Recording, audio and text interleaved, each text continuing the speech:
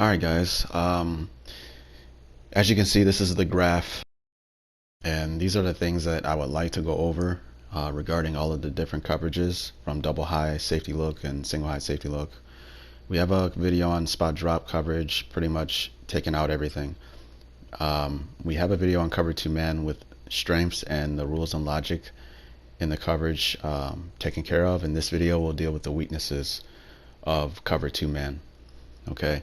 The great thing about this video is we will also tackle the weaknesses of cover 1 man because some of the weaknesses are interchangeable between the two coverages. Cover 1 is actually better in my opinion, and we will see why in this video. Okay, so let's dive into it. I'll give you some online examples and some videos from the practice field detailing out the weaknesses of both of these coverages. And it's good to know, because if you're running these coverages, you want to know where you're weak at, and when someone else is running these coverages, you want to know where they are weak so you can exploit them. So here are the things that you can run against cover 2 man to present a lot of problems to cover 2 man: stack receiver sets, condensed splits, bunch sets, covering backs and tight ends, as well as slot receivers, the run game, and you can get into some matchup issues while playing cover 2 man against specific offensive threats. Okay, so we're going to go over stack receiver sets to show you how using stack receiver sets can create a problem against a team running cover 2 man. So here, this is online. Obviously I was doing very well. I was up 14-0. I just got another turnover and I decided to go single back dice slot, levels divide, my favorite play.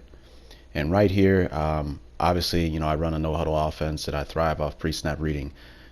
Because this safety is aligned a little bit over the top of the slot receiver and the corners are playing off, I immediately identify this as cover 0 blitz. So at this point, I'm preparing to make any adjustments necessary to deal with that particular coverage. But you will see my opponent audible out into cover 2 man right here. Okay, and the reason why we know it's cover 2 man is because it's too high, double high safety look pre-snap, and the corners are playing on the line of scrimmage, ready to jam at the line of scrimmage, and they're playing inside eye on their particular assignment. Okay, so that's the pre-snap read. We know it's cover 2 man. I could have stayed with the original play, but due to offensive line issues with the Bengals and me being 7 yards away from my own end zone, I chose to check into something that is better at exploiting cover 2 man. It creates another weakness in cover 2 man, and you'll see me do it here. It's better suited to deal with cover 2 man than my original play. And it's not necessarily the play, it's the formation. So this is it right here. You see these two receivers over here? They are now in what I would call a stack receiver set, almost as if they're on top of one another. And the great thing about this is, you see this corner over here, how he's still in the press look. He's going to look to jam, reroute him outside and play inside. But these two corners here are in a little bit of an issue, being that this receiver is behind the other receiver. So you will see my receiver get a free release off of the line of scrimmage, which, you know, I'll get into later on why he gets a free release. But that's the benefit of running stack receiver sets against 2 man. You're able to get your receivers off of the line of scrimmage and they get clean releases. So, you know, if you're going against very good corners, take a look at green. You see how he got a free release? If I get tackled right here, it's a 10-yard play. It's a positive play on our end. I just so happen to get a touchdown. But imagine if you had a scrub receiver who's up against like Jalen Ramsey and they're playing 2 man. Okay, the way you can manufacture some space for him to operate in is to run a formation like that. Now I want to get into condensed splits. So we see stack receiver sets are very good against 2 man under. Now we're going to get into condensed splits, and my opponent here was running 2 man like 2 plays in a row. So now I'm at the play screen and I'm looking for a particular play that is very good against 2 man, and you'll see me get to it right here. This play is in the same formation as single back dice slot, but it has an auto adjustment to it. What it does is it brings the outside receiver to the weak side of the passing strength to play from a condensed split. So here it is right here. And as you noticed, Tate here would usually line up outside the numbers, but the play is designed to where he automatically plays in a condensed split. Okay.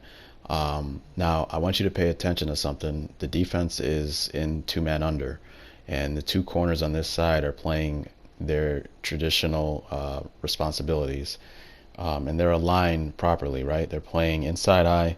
They're going to look to jam at the line of scrimmage and reroute to the outside, right? Well, take a look at Sherman over here, this corner, who's assigned to play man-to-man on our receiver who's in a condensed split. You notice how he's not on the line of scrimmage. He's playing a little bit off. Okay, the condensed split puts the defense in issues in two-man under.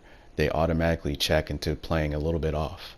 Okay, and there's a reason for that. The biggest reason is because when receivers are closer together like this tight end and Tate, due to them Tate playing in a condensed split, there's a lot more route combinations that these two can run that can get their particular defenders to run into each other or get caught in the muck. And when that happens, receivers can bust wide open and get really, really big gains. Okay, so I'm going to show you an NFL example where two offensive players were not even really that close, but the offensive scheme designed a route combination in which they can still get defenders caught and rubbed and picked off. So take a look at these two guys down here and watch how the route combination was obviously designed to get a rub here. So now this receiver is open for a nice little throw there. And that's what defenders are afraid of when receivers are lined closer together. They're afraid of getting rubbed and picked off. So to help alleviate that issue, a lot of times they will play a little bit off. And the problem with that is in two-man under, you're not going to be pressing at the line of scrimmage because you're off. Now, you still can press. So here I took the other controller and I pressed Sherman down anyways. So the computer will auto check to him playing a little bit off. But you can still press. And then we'll see here, because we pressed, watch how the defender on my tight end there, Eifert, is going to get caught in the muck with his own player. So imagine if it's like 3rd and 2, you pick up a 2-yard gain, or if the quarterback throws a better throw, you can get a pretty big gain there. So that's why, you know, teams would like to play a little bit off when receivers are lined up neck and neck to another receiver there. Okay, now let's take a look at something that dives deeper into condensed splits. Now, if I were to ask you which one of these two receivers are in a condensed split, you know, some may think, well, neither, right? Well, honestly, in my opinion, the slot receiver is in a condensed split, okay, because he's further away from the sideline, he's further inside, which to me would make him more condensed in his alignment. Now, I want you to think about something. You see how these corners obviously are going to play inside eye.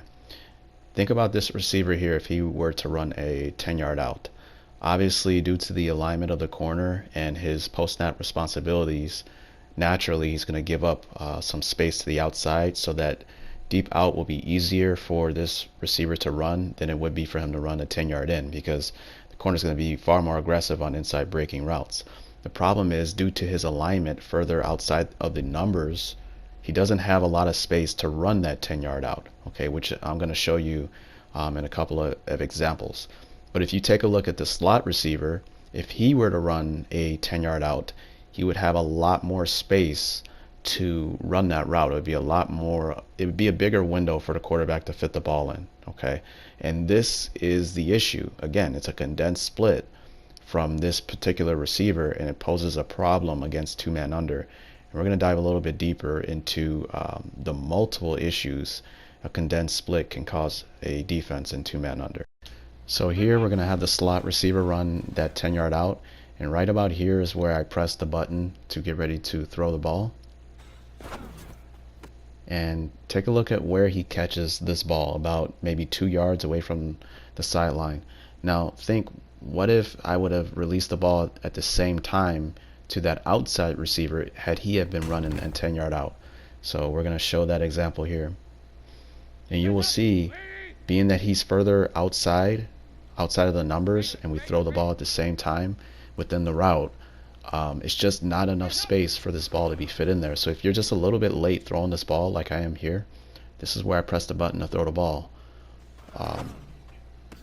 Disaster happens. That's why the outside corner playing inside technique on a receiver on outside the numbers is far more better suited to defend even outside breaking routes, because there's just not enough space to the outside for that receiver to run his route. Here I threw it a little bit more on time, a little bit before the route, I believe, and we see we still weren't able to complete that ball. I believe I did it again. I threw it a little bit earlier, and we can see the many issues that we run into. So what's the point, right? Well, the point is, when you're playing two-man under, the receiver that's in a condensed split poses a lot of issues to the defender that's defending him, okay? Because there's a lot more space to run to the outside corners. Like, look at this receiver here. He's in a condensed split from our play earlier, okay? Look at the amount of space that's available for him to run an outside breaking route, like an out route, a corner, etc. There's ample space for him to run those routes. And the problem with two-man under is the corner's help is deep into the outside, his two deep safeties. So naturally he wants to play inside leverage, inside eye, take that away. Well, you play inside leverage, we have all this space to run outside. If you want to play outside the way Sherman is here, I guess to negate all of that space to the outside, well, now we can take routes inside. And the problem with that is, against two-man under, you have no help inside. Okay, so here we see the many issues that receivers in condensed splits can cause a defense in two-man under. Think of slot receivers. Think of a receiver like this lined up closer to the line of scrimmage based upon the play. It's just causing so many issues. Okay, so here he's playing outside leverage. We could just run something like a drag route, and we can have a scrub receiver here against Sherman and Ramsey. It doesn't matter. Due to your alignment, we're just eating up all that space that's available to us to the inside. Here I'm going to have him run a deep crossing route. Sherman does a better job. He's a decent corner. However, it's still particularly like just an easy throw, okay, because he's playing outside leverage and he has no help inside, right? So what would happen if we take this corner and now move him to play more inside, right? Inside eye, inside trail. Well, we can pick something like that. I hope you saw it on the screen. Just run a corner route, right? Look, all that space that's available. We can throw it late, etc. Okay, so here I want to show you something. Now you may say, okay, well, yeah, those are good points. So if I was a defense, you may think like, well, whenever they come out in a condensed split like that, we can just adjust. Maybe have the safety on that side, being that you're not going to have too much work, just bring them down into the box and have them play like a robber coverage, so the corner does have a little bit of help inside and he can play outside technique. And that's a good idea. There's other things that you can do, but what an offense can do is this play right here, flanker drive. How about we motion into the condensed split so you don't have enough time to make adjustments? Okay, these are just one of the many strategies in designing plays in football, right? So when we motion from outside of the numbers, we motion inside into that condensed split, again, like you won't have enough time to adjust to dealing with the condensed split. So here my opponent, I don't know why he chose to back up the corner. I think he did because he was afraid of the speed of my receiver here. But I ran this play, and look how Sherman actually does get caught in the muck against one of his own players.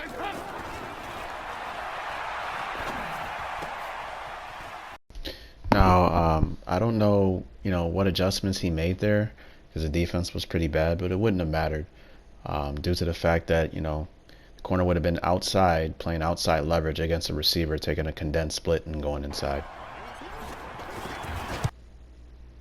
So, there we go. Condensed splits, stack receiver sets, those cause issues for cover two man, and let's dive into bunch sets. Now, after reviewing the first two, I'm pretty sure it's pretty easy to understand why bunch formations can cause issues to cover two man. So what I did was I went and I picked the Jaguars, probably, you know, a terrible team. I don't know their playbook at all. I don't pick their playbook while I play online, but I chose to just pick it because, you know, when you know the concept and the weaknesses of particular coverages, you can go through any playbook and find plays that should theoretically defeat your opponent's coverage, you know, create weaknesses, etc. And this is the thing too, if you have a terrible, you know, set of wide receivers dealing with very good corners, then you may have to find plays and formations that can manufacture ways for the receivers to create space more easily, right? You don't have a Julio Jones on, you know, the Jaguars. You don't have, you know, very good receivers. So what you can do is you can come out in formations like this to manufacture weaknesses in cover two man. So here, I mean, the defense is in two man, and look at how they're aligned. They're not aligned in press because they see that you're in a bunch formation. And I'm going to run this play, and you will see how, you know, receivers will get pretty open against this particular defense because, you know, you'll get picks and rubs, and you know, due to alignment issues pre-snap, guys are able to eat up space to where defenders quite naturally give away that space. Okay, so let's go back to the replay here and take a look at the linebacker here. He's man-to-man with our tight end, and you can see he gets caught in the muck. So if we throw the ball right here to our tight end, I mean, it's a hefty game right there. Okay, go a little bit further and you see our corner here, who's in man-to-man with our receiver going inside, gets caught in the muck. He runs into somebody else. Okay, so now, you know, our receiver is just wide open, breaking to the inside. Okay, so look at all of the issues just a bunch formation with certain route combinations can pose to a defense when they run two man under. Okay, so that's why it's a very good idea if you're running into someone who plays a lot of two man to, you know, run stacked receiver sets, you know, plays with condensed splits, bunch sets, etc. So I ran it again due to our right tackle being incompetent to show you that he gets open again. Okay.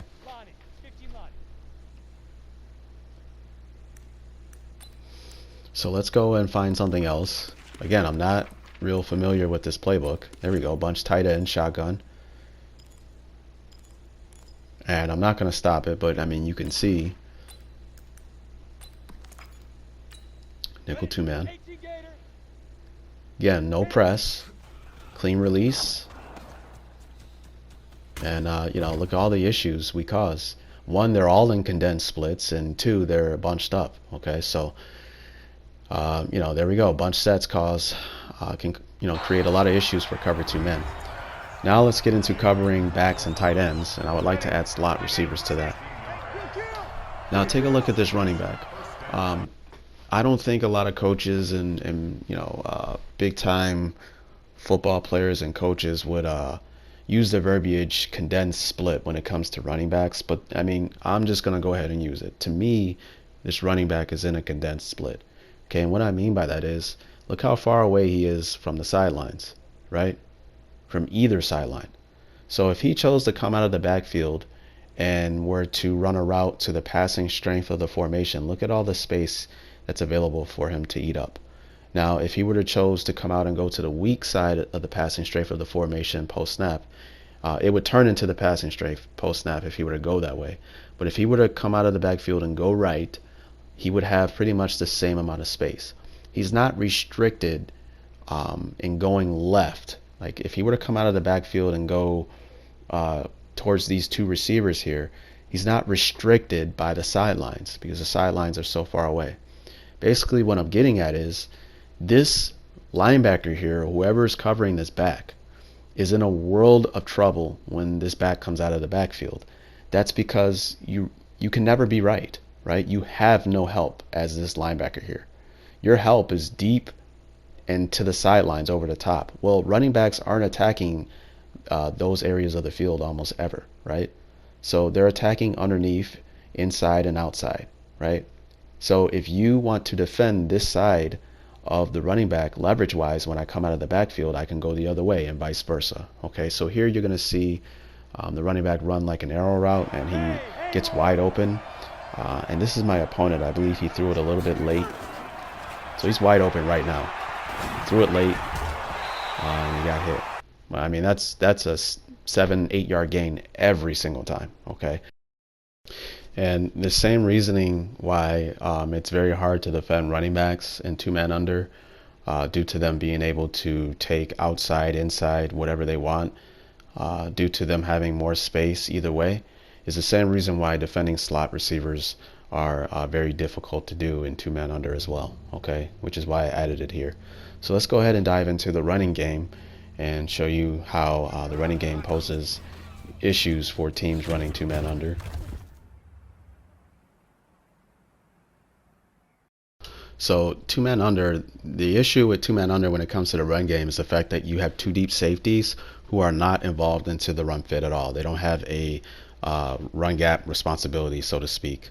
And the biggest issue is, the reason why that is because in their pass defense responsibilities, they want to drop, widen, and get to their landmarks, and they're looking to play top down on routes underneath. Okay, so due to the fact that they have to drop back and do that, you really don't want them involved into the run fits, because if a play action occurs and they are to sit flat foot, for the slightest of moments, due to the fact that the corners on the outside are playing underneath trail technique, you can just get gashed with like a potential 9 route or a deep route down the sidelines for a wide open touchdown. So they're typically taught to not, they really don't have a run fit responsibility in two-man under against the run.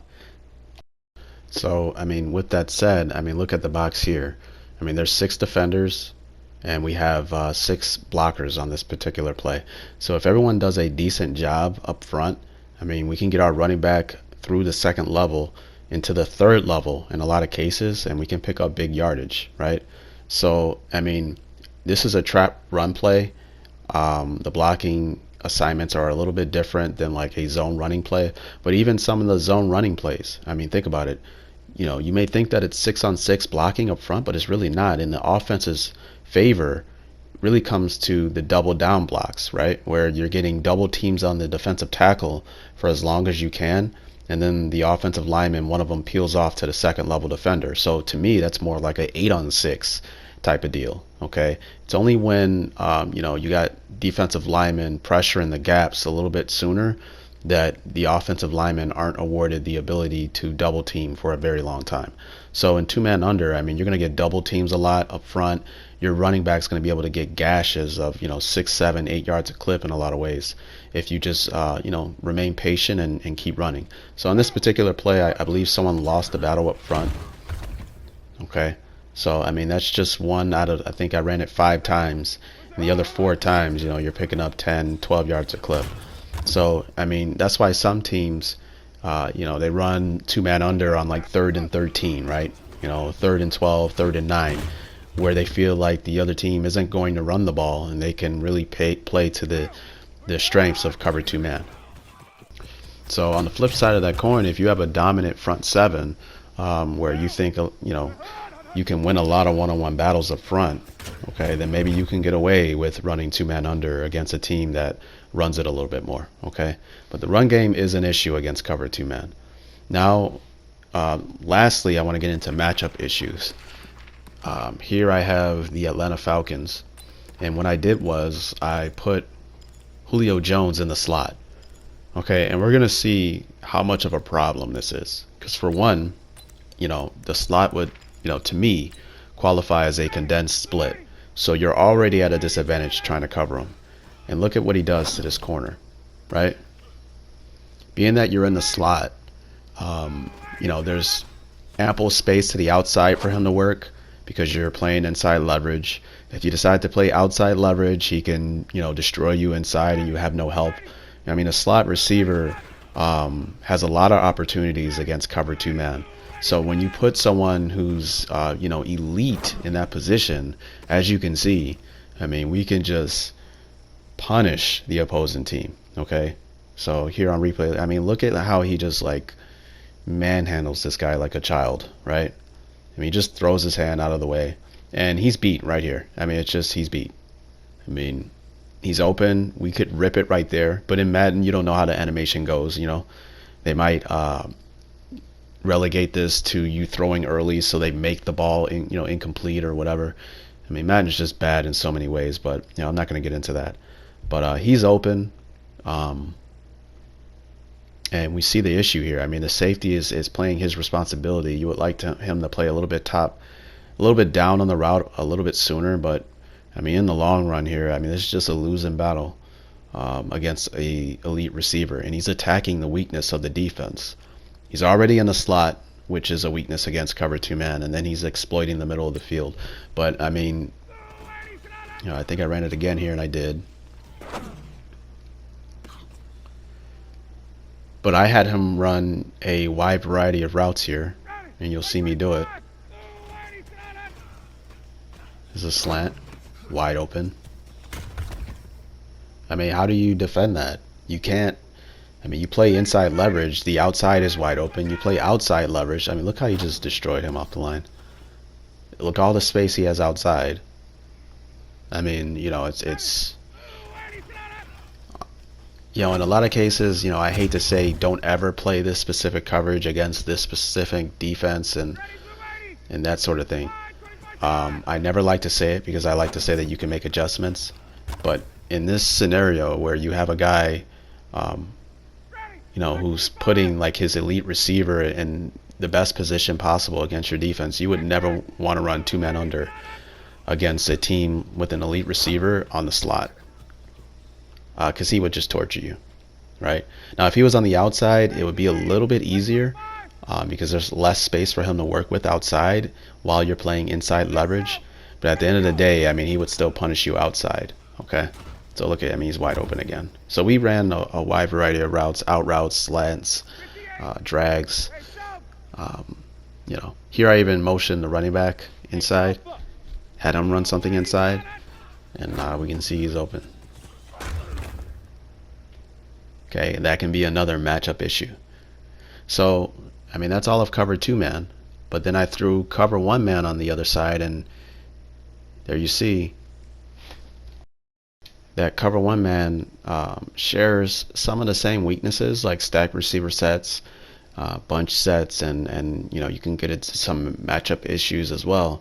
However, condensed splits, covering backs and tight ends, as well as the running game, are not weaknesses of cover one man. Cover one man is better suited for those things. Okay, so you may say, well, looking at this graph, wouldn't cover one man just be a better defense than cover two man? And I would say, yeah. In my opinion, I believe cover one man is the best defense in football after learning it from Nick Saban. Okay, so let's get into really quickly why condensed splits, covering backs and tight ends, as well as slot receivers, and then the running game doesn't pose as much as a problem against cover one man as it does against cover two man. Okay. So I went cover one robber right here. Okay, I'll pause it here. So, okay, on the outside, these two receivers outside, our corners, remember in cover one man you have these two divider lines right here. Okay, remember the rules of cover one man. If you are a defender on the outside of the divider line, you are to play with inside leverage, inside eye. You're getting aggressive on any inside breaking routes, and you are making sure that you stay over the top into the inside of a 9 route. Okay, the only routes that really beat you with this technique outside the divider line are back shoulder fades and comeback routes. Okay, as long as you play your technique properly. And the reason for that is, I mean, you can watch the video on cover one man. I don't want to get too far into it. It's because the deep middle safety will not be able to help you on any inside breaking routes. He's too far away to help you on like a slant, a post pattern, etc. So it's better for you to play inside leverage. And as we went into earlier, remember the deep out that we tried on two-man under? Two-man under, you're playing inside eye all the way across the board. And you remember, like, we had problems fitting in a ball to the deep out route to a receiver to the outside of the numbers. It's because they don't have enough space to run those routes to the sideline. Okay, So that's why it's far more beneficial for you to play inside technique outside this divider line in cover one man. If you are inside the divider line, you are to play with outside leverage. You're getting aggressive on outside breaking routes, etc. And that's because you have help to the inside. Okay, and if they run inside, you want to play almost like a trail technique, etc. So go watch the video on cover one man if you don't know how cover one man should be played. Now the reason why cover one man is better against condensed splits, slot receivers, tight ends, and backs is, remember, this receiver here has a lot of space to run corner routes, deep outs, etc. And in two man, you are playing inside leverage, so you are naturally giving away the space to the outside. Well, in cover one man, you are playing outside technique on receivers with condensed splits, right? So because of that, you're getting aggressive on those routes. So you're not naturally giving those deep outs, those corner routes away. You are naturally giving away some space to the inside. But the thing is, you have help to the inside. You have the, robber player in a lot of ways, and you have the deep post player. Okay, so this is why cover one man is just better against condensed splits, backs, and tight ends. The same thing with the back. Remember, he can choose which way, which leverage you are trying to take away and work the opposite way. Well, this backer can just play more to this side of the field, knowing that he has help to the inside.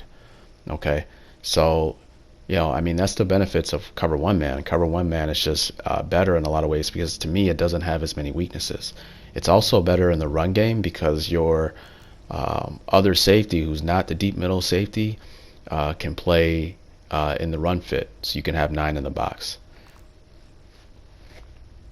So that's it. We now have the weaknesses of cover two man down, and we have the weaknesses of cover one down. So I mean, the only thing that's really left for both of those coverages is proper alignment, which you probably know already. And I think my favorite part of everything will be creative wrinkles. There's a lot of different things you can do with a lot of different coverages and disguise and being deceptive and fooling your opponent. So I hope you enjoyed the video. I hope I didn't talk too much, and I hope you keep coming back.